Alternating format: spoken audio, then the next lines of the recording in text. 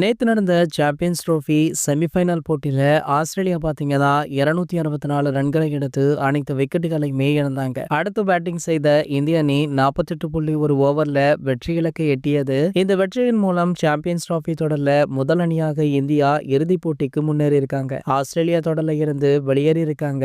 இரண்டாவது அரையிறுதிப் போட்டி இன்று நடைபெற உள்ளது. பாகிஸ்தான்ல உள்ள லாகூர் மைதானத்துல இந்த இரண்டாவது அரையிறுதிப் போட்டி நடைபெற உள்ளது. இதுல சவுத் ஆப்பிரிக்கா மற்றும் நியூசிலாந்து அணிகள் மோத இருக்காங்க. சவுத் ஆப்பிரிக்கா அணி தற்போது வலுவான அணியாக காட்சி அளிக்குது. அந்த அணி இங்கிலாந்து மற்றும் ஆப்கானிஸ்தானை வீழ்த்தி அரையிறுதி சுற்றுக்கு முன்னேறி இருக்காங்க. நியூசிலாந்து அணி பாகிஸ்தான் மற்றும் வங்கதேசத்தை வீழ்த்திய நிலையில இந்திய அணியிடம் தோல்வியடைந்து அரையிறுதிக்கு முன்னேறி உள்ளது. இந்த ரெண்டு அணிகள்ல சவுத் ஆப்பிரிக்காவே வெற்றி பெறும் அப்படின்னு எதிர்பார்க்கப்படுது. சோ இந்த ரெண்டு அணிகள்ல வெற்றி பெறும் அணி இந்தியாவுடன் இறுதி போட்டியில மோதுவாங்க. இந்த நிலையில பாத்தீங்கன்னா தற்போது இந்தியாவுடைய 11 அணில ஒரு சில குழப்பம் நடந்திருக்காம். அதாவது ஷமி அவர்களுக்கு மீண்டும் தோள்பட்டையில காயம் ஏற்பட்டுள்ளதாக சொல்லப்படுது. ஆகையால ஷமி விளையாடுவது சந்தேகம் அப்படின்னு சொல்லப்படுது. ஷமி இல்லாத பட்சத்தை அந்த இடத்துல நம்ம அர்ஷதீப் அல்லது அர்ஷித் ராணா அவர்கள் களமிறங்குவார் அப்படின்னு சொல்லப்படுது. மேலும் பாத்தீங்கன்னா ஒரு சில மாற்றங்கள் இருக்கலாம் அப்படின்ற ஒரு டாக்குமே போயிட்டு இருக்கு. கூடிய விரைவிலேயே 11 அணியை இந்திய நிர்வாகம் வெளியிடுவாங்க அப்படின்னு எதிர்பார்க்கலாம். இது போன்ற கிரிக்கெட் செய்திகளை பத்தி நீங்க உடனே தெரிஞ்சுக்க